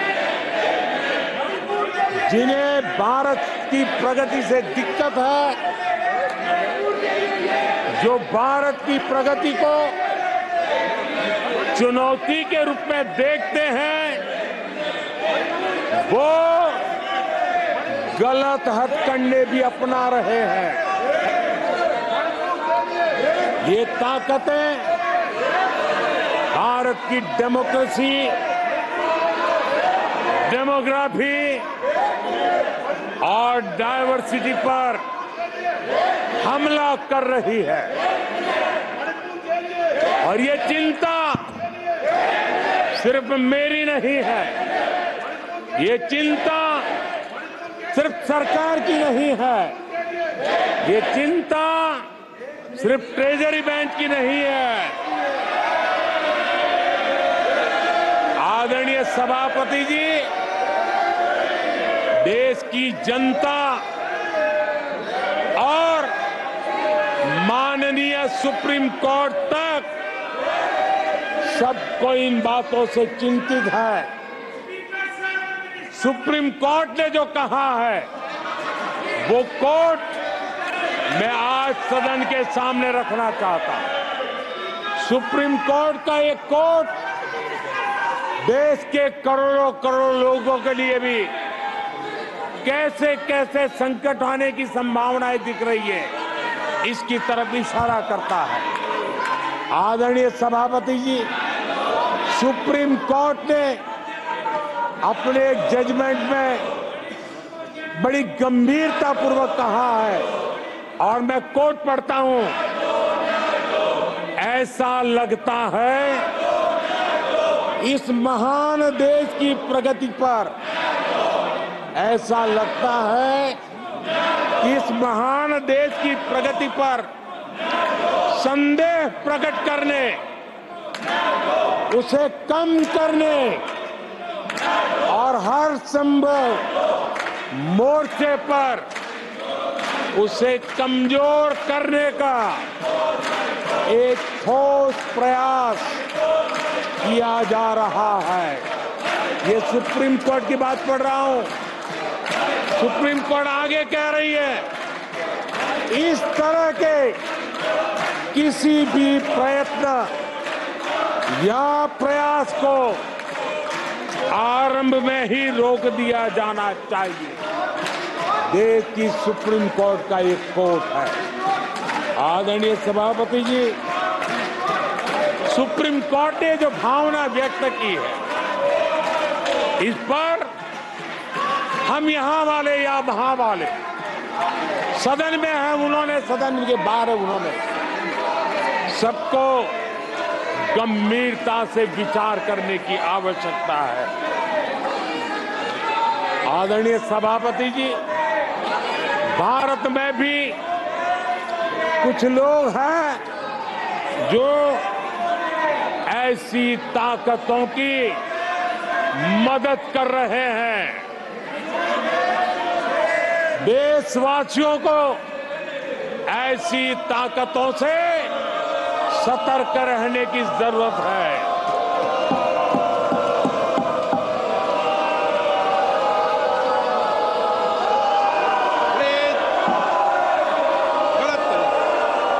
आदरणीय सभापति जी,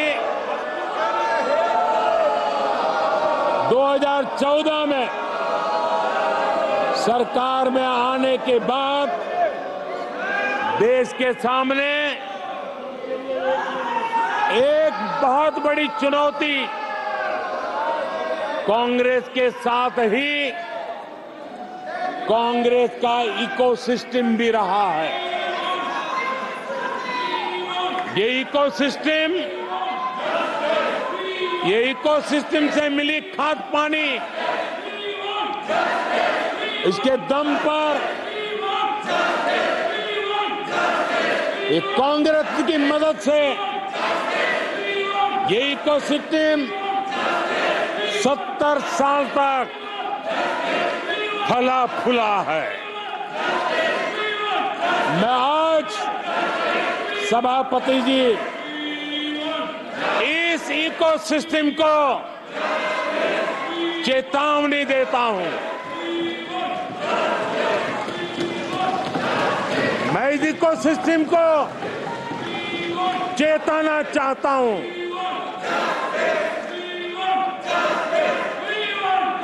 इकोसिस्टम की जो हरकतें हैं,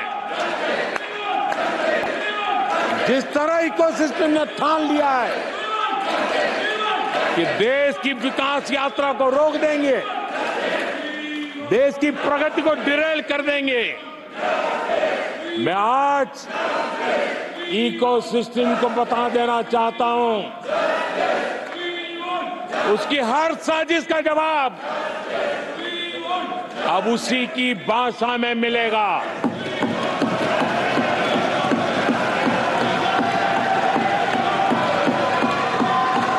यह देश विरोधी साजिशों को कभी भी स्वीकार नहीं करेगा।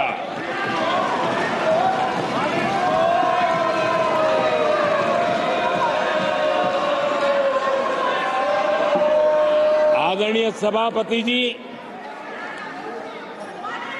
ये ऐसा कालखंड है जब दुनिया भारत की प्रगति को बहुत गंभीरता से ले रही है, हर बारीकी को नोटिस कर रही है। आदरणीय सभापति जी, अब चुनाव हो चुके हैं।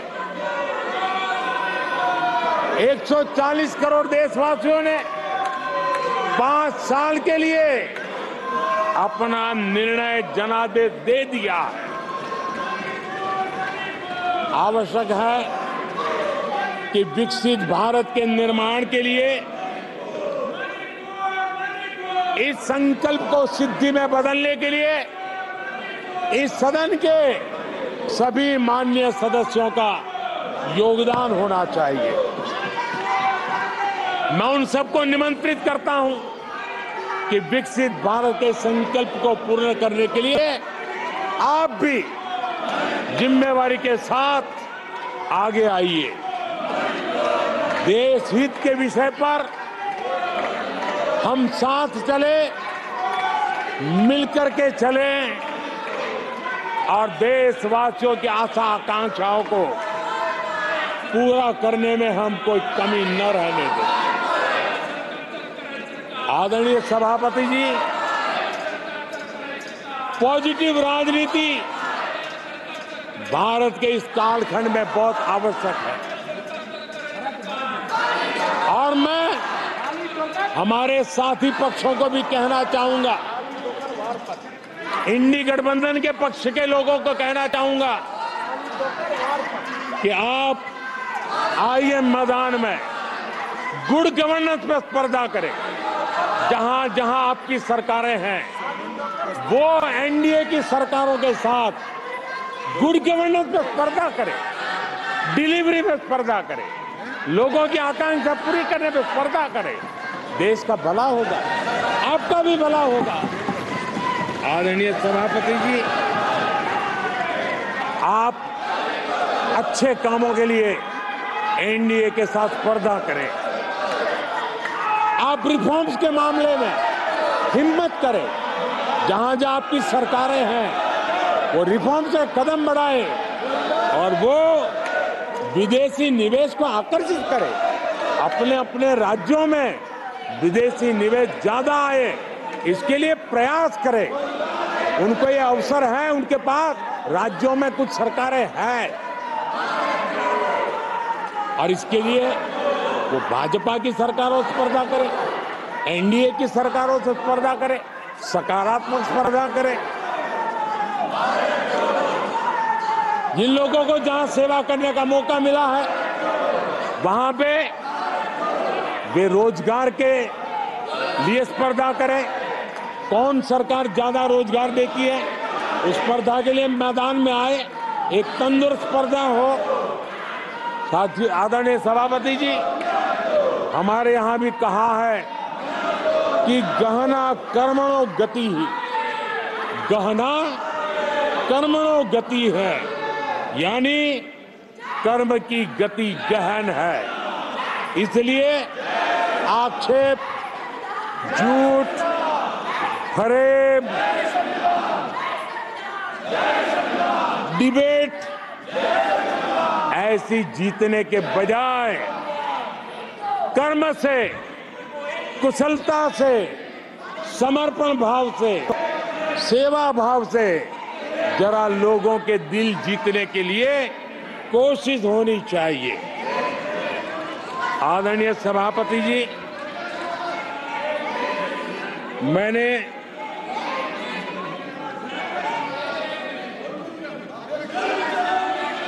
आदरणीय सभापति जी, इस समय चर्चा के बीच अभी मुझे एक दुखद खबर भी दी गई है। यूपी के हाथरस में जो भगदड़ हुई, उसमें अनेकों लोगों की दुखद मृत्यु होने की जानकारी आ रही है। जिन लोगों की इस हादसे में जान गई है, मैं उनके प्रति अपनी संवेदना व्यक्त करता हूं। मैं सभी घायलों के जल्द से जल्द ठीक होने की कामना करता हूं। राज्य सरकार की देखरेख में प्रशासन राहत और बचाव कार्य में जुटा हुआ है। केंद्र सरकार के वरिष्ठ उत्तर प्रदेश सरकार के लगातार संपर्क में है।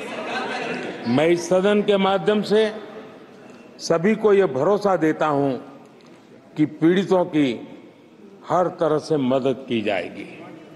आदरणीय सभापति जी, आज एक लंबी चर्चा, और आपने देखा है मैं पहली बार लोकसभा में प्रधानमंत्री के रूप में यहाँ सेवा के लिए आप लोगों ने अवसर दिया, तब भी मुझे ऐसा ही मुकाबला करना पड़ा था। 2019 में भी मुझे ऐसा ही मुकाबला करना पड़ा। मुझे राज्यसभा में भी ऐसा ही मुकाबला करना पड़ा, और इसलिए अब तो ये भी बड़ा मजबूत हो गया है। मेरा हौसला भी मजबूत है, मेरी आवाज भी मजबूत है, और मेरे संकल्प भी मजबूत है।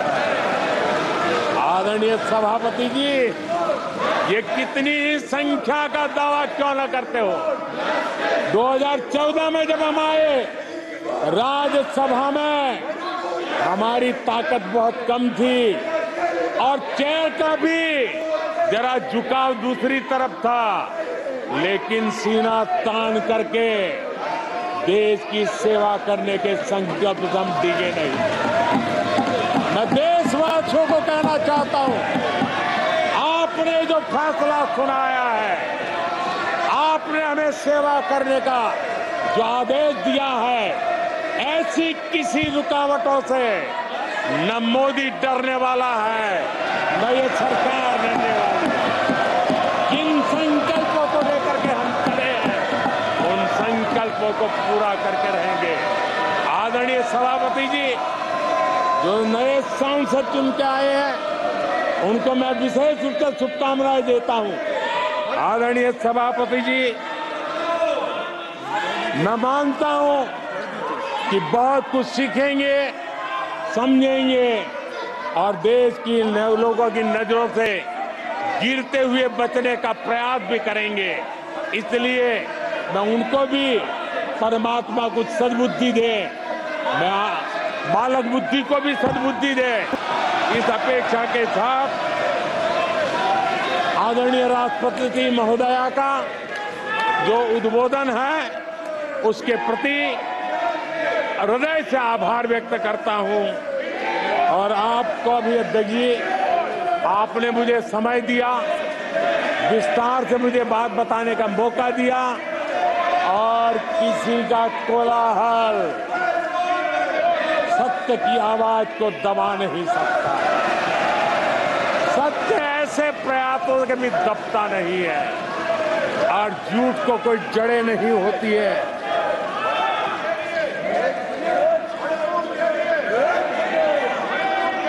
आदरणीय सभापति जी,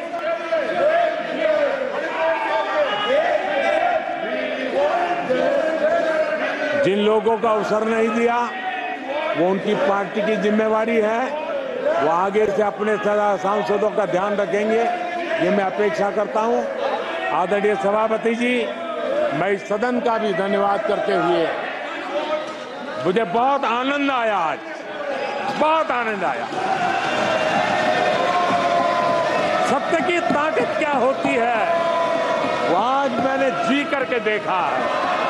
सत्य का सामर्थ्य क्या होता है, उसको मैंने आज उसका साक्षात्कार बहिष्कार किया। और इसलिए सभापति जी, मैं आपका हृदय से आभार व्यक्त करता हूं। बहुत बहुत धन्यवाद।